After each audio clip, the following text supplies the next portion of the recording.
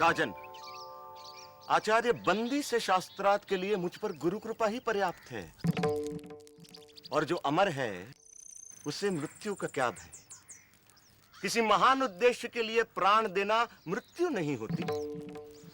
आप आचार्य बंदी के सामने मुझे प्रस्तुत करें। मैं हूं आचार्य बंदी। मैं तुमसे शास्त्रार्थ करने के लिए तैयार हूं, पर क्या तुम्हें मेरी शर्त स्वीकार है? एक ही बात बार बार कहे, आप हमें भयभीत करने की नाकाम कोशिश क्यों कर रहे हैं?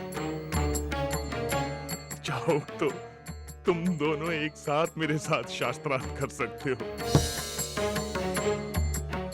मैं एक हूं और एक ही आपसे शास्त्रार्थ करूंगा।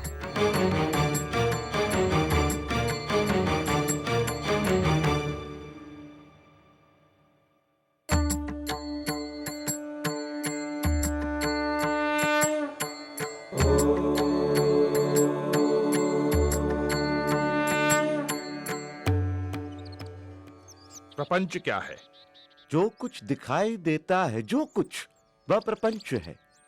जो दिखाई देता है का तात्पर्य क्या है?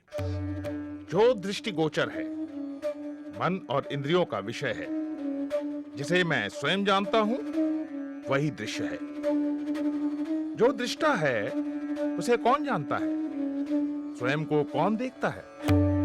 उस स्वयं, उस आत्म को देखने के लिए किसी की सहायता की जरूरत नहीं पड़ती। जैसे सूर्य को प्रकाश के लिए दिए की जरूरत नहीं पड़ती, वह स्वयं प्रकाशमान है। यह संसार कहां से और कैसे आया? यह सृष्टि उससे और सिर्फ उससे आई। वह कौन है? वह ब्रह्म है, वह ईश्वर है। वही अपनी माया से इस संसार को रचता है। वह ही रचनाकार, पालक और इस जगत का संहारक है। ब्रह्म इस संसार की रचना, पालन और संहार कैसे करता है? जिस प्रकार मकड़ी अपने जाल की रचना करती है, उसी में विचरण करती है और फिर उसी को निगल जाती है, उसी प्रकार ईश्वर संसार की रचना, पालन और संहार करता है। जीव क्या है? जीव आत्मा है। वह निर्विकार स्वयं है, परंतु अविद्या के प्रभाव में आकर वह स्वयं को मन और शरीर समझ बैठता है। इसीलिए वह इस संसार का अनुभव करता है। अविद्या क्या है? अनात्मा को आत्मा समझना, निर्विकार को विकार युक्त समझना और इस संसार को ही सच समझना अविद्या है। तो विद्या क्या है? आत्म का ज्ञान विद्या है। सा विद्या या विमुक्त है, वह जो हमें सारे दुखों, पीड़ाओं, बंधनों, अज्ञान, प्रतियोगिताओं, भ्रम और भ्रामक कल्पनाओं से मुक्ति दिलाए, वह विद्या है। जो हमें द्वैत के भाव से, हम दो हैं के विचार से, अलगाव के विचार से, तुम और मैं के भेद से मुक्ति दिलाए, वह विद्या है। विद्या दृष्टि देती है, जिससे मनुष्य अपने ब्रह्म रूप को पहचान सके। साधो साधो साधो। ब्रह्म को जानने की प्रक्रिया क्या है? उसे जानने के दो मार्ग हैं। पहला मार्ग यह जानना कि ब्रह्म क्या नहीं है। जो ब्रह्म नहीं है उसका निषेध करना। सब नाम, रूप, गुण, सदोष और परिवर्तनशील वस्तु का निषेध कर निर्विकार को जानना। दूसरा मार्ग सत्य जैसा है उसे वैसा ही पहचानना। वह अस्तित्व रूप है, उसके बिना संसार का अस्तित्व ही नहीं है। वह ब्रह्म ही था, वह ब्रह्म ही है, इसलिए मैं ब्रह्म हूं, तुम ब्रह्म हो, हम सब ब्रह्म ही हैं, इसलिए सारा संसार ब्रह्म है। साधो साधो साधो। ब्रह्म को कैसे जाना जा सकता है? ब्रह्म को सही सामाजिक व्यवहार, आध्यात्मिक चिंतन, ध्यान पूर्वक सुनने, नित्य अनुभवों पर विचार करने और निष्कर्षों पर मनन करने तथा समाधि में जाकर जाना जा सकता है। ब्रह्मज्ञानी के लक्षण क्या हैं? यदि कोई दावा करता है कि उसने ब्रह्म को जान लिया है तो वो ब्रह्म को नहीं जानता।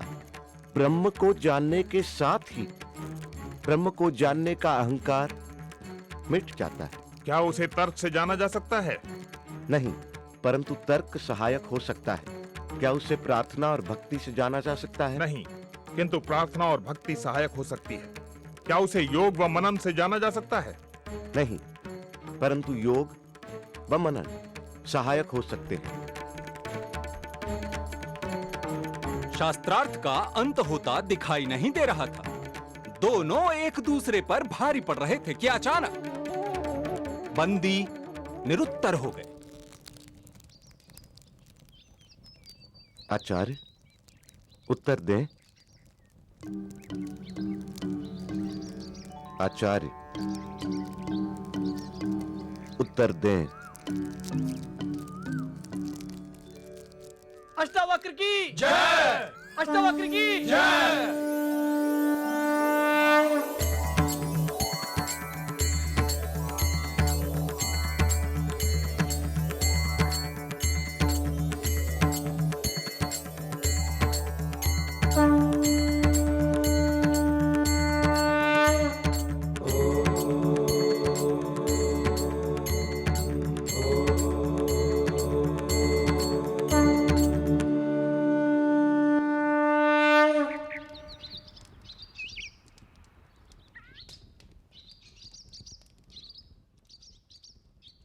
मैं अपनी पराजय स्वीकार करता हूं। मैं जल समाधि लेने के लिए तैयार हूं।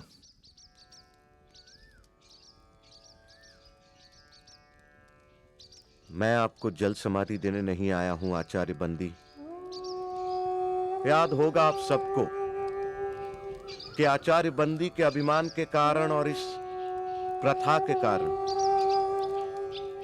कितने निर्दोष विद्वानों की जान गई। आचार्य बंदी, याद करें आचार्य काहोड को। मैं उसी आचार्य काहोड का पुत्र हूं।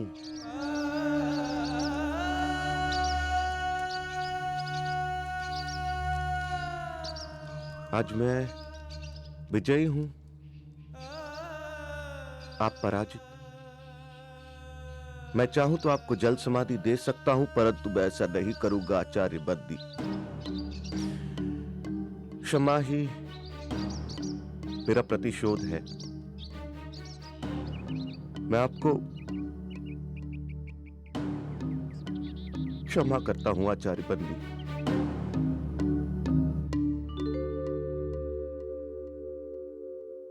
प्राण लेने से भी बड़ा दंड तुमने मुझे दिया बाल ज्ञानी। मुझसे पाप हुआ है, पाप हुआ है मुझसे पाप। पश्चाताप की आग से बड़ी कोई आग नहीं आचार्य बंदी। हर दिन इस आग में जला पवित्र हो, यही आपका प्रायश्चित होगा। शास्त्र को शस्त्र न बनाओ।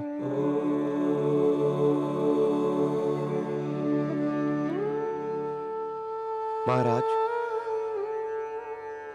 शास्त्र जीवन का विकास करते हैं, शस्त्र जीवन का विनाश। जितना पुराना है हिमालय, जितनी पुरानी है गंगा, उतना ही पुराना है ये सत्य। हिंसा से कभी किसी ने किसी को नहीं जीता।